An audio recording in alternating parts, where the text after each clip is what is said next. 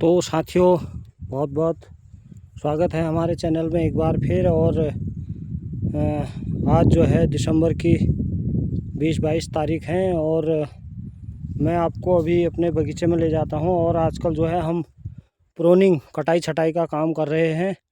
तो मैं आपको दिखाता हूं कि मैंने इस यह जो पेड़ है यह पुलम का पेड़ है। आप देखिए करीब करीब 7-8 साल का पेड़ यह है और ठीक ठाक इसकी ग्रोथ है। और मैं आपको अब दिखाता हूं कि मैंने इसकी प्रोनिंग किस तरीके से कर रखी है। तो साथियों, जब भी हम प्रोनिंग क्यों करते हैं, सबसे पहले तो सवाल यह है कि हम प्रोनिंग क्यों करते हैं।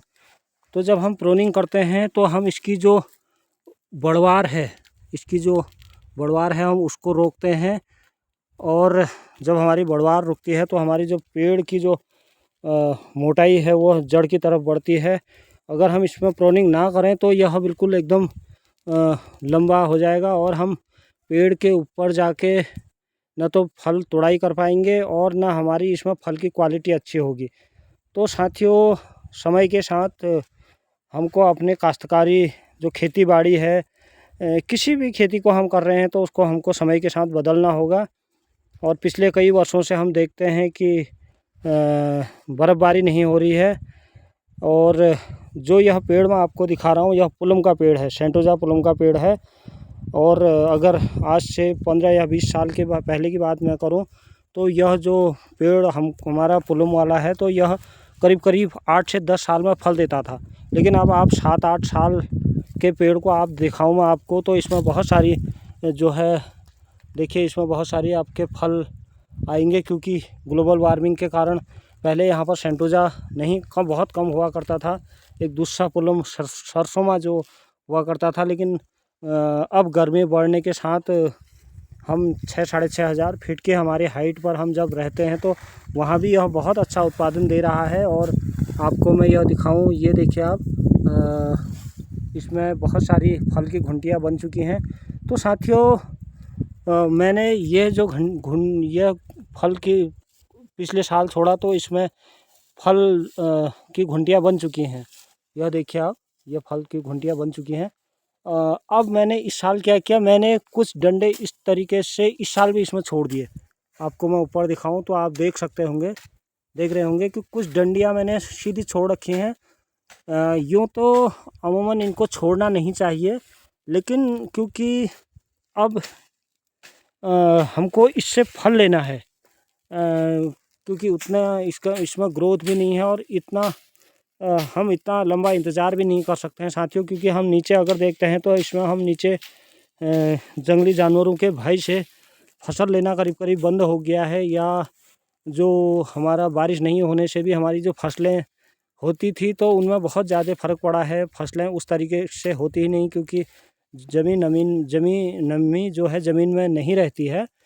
तो मैंने आपको मैं दिखाऊं तो इस तरीके से मैंने इसमें ये देखिए आप, ये कई डंडियाँ छोड़ रखे हैं।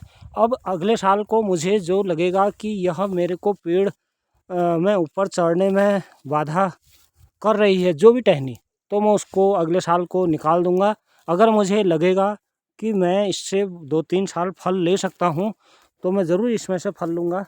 ये देखिए आप। और जब भी हम छटाई करते हैं साथियों, तो छटाई के साथ हम देखते हैं कि जिस भी टहनी में हम जाते हैं तो उसमें एक लीडर होता है और एक स्पर्श होता है।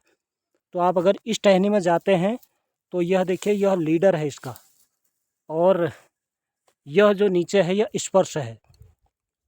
साथियों, यह इसलिए रखा गया है ताकि जब हम ऊपर इसके ऊपर कभी ये और ऊपर को जाएगा तो हम इसमें खड़े, यह टहनी में हम खड़े होंगे, इस टहनी में हम खड़े होंगे तो फिर उसमें जाएंगे। जिस तरीके से हम नीचे से, मतलब सीढ़ी बन रही है समझिए, तो यह भी छटाई के लिए बहुत आवश्यक है। और जब हम छटाई करते हैं तो आप देखिए, मैं जब पेड़ में यहाँ से चढ़ूँगा तो आप देखिए पूरी अंदर जाकर मैं इसमें चारों तरफ कहीं भी घूम सकता हूँ, चाहे फल तोड़ाई में हो या छटाई में हो। तो साथियों, यह तो था पुलम का पेड़, मैंने आपको दिखाया। और अब मैं दिखाता हूँ आपको आड़ू का पेड़। यह देखिए, मैंने इसकी भी प्रोनिंग कर रखी है, कटाई छटाई कर रखी है। मैंने इसमें भी बहुत सारे छोड़ रखे हैं, क्योंकि आपको मैं दिखाऊं 1 साल की इसकी ग्रोथ अगर आप देखें तो साथियों देखिए ठीक ठाक इसकी ग्रोथ है। तो ठीक ठाक इसकी डंडियां जो है निकली हुई हैं। यह देखिए, यह बिल्कुल 1 साल की डंडी है। यहाँ से आप जाते हैं तो 1 साल की डंडी, इतना ठीक ठाक इसमें जो है ग्रोथ हुई है पेड़ की। चाहे पेड़ के आप किसी कॉर्नर में जाइए तो बहुत अच्छी ग्रोथ हुई है। तो मैंने कुछ इसमें भी छोड़ दिए, आपको मैं दिखाऊं इस तरीके की, ताकि इसमें हम फल ले सकें। ये है और इसमें जो है फल ले सकें। अगर हम इसको बिल्कुल एकदम पूरी छटाई कर देंगे तो इसमें फल की मात्रा बहुत कम होगी। तो जब पेड़ आपको लगता है कि आपका पेड़ बहुत ताकतवर है, मतलब तो हमको अच्छा खासा फल अगर दे सकता है, तो हमको उसी तरीके की उसकी छटाई करनी चाहिए। अब आपको लगता है कि अगले साल को, इस साल हमने फल ले लिया, अगर अगले साल को हमको ये लगेगा कि यह हमारे लिए चाहे तुड़ाई में हो या पेड़ के दूसरी टहनी को जब दबा रहा हो, तो हम इसको फिर अगले साल को निकाल देंगे।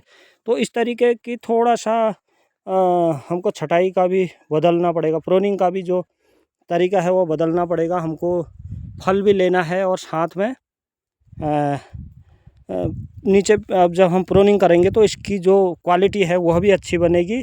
लेकिन आप देखिए, हमको इससे फल ही नहीं चाहिए, हमको इसका रखरखाव भी चाहिए। अब आप देखिए, यह जो पेड़ है, हमने इसकी खुदाई भी की है, आप देख सकते हैं खुदाई भी की है। और अब हम इसमें गोबर भी डालेंगे। तो वैसे तो मैं सरकारी जो भी खाद है, जैविक खाद का ही उपयोग करता हूँ, गोबर का ही, या हॉर्टिकल्चर में जो जैविक खाद आती है तो उसका इस्तेमाल मैं करता हूँ। और जो रासायनिक खादें हैं उनका उपयोग मैं नहीं कर रहा हूँ बहुत 5-6 साल से।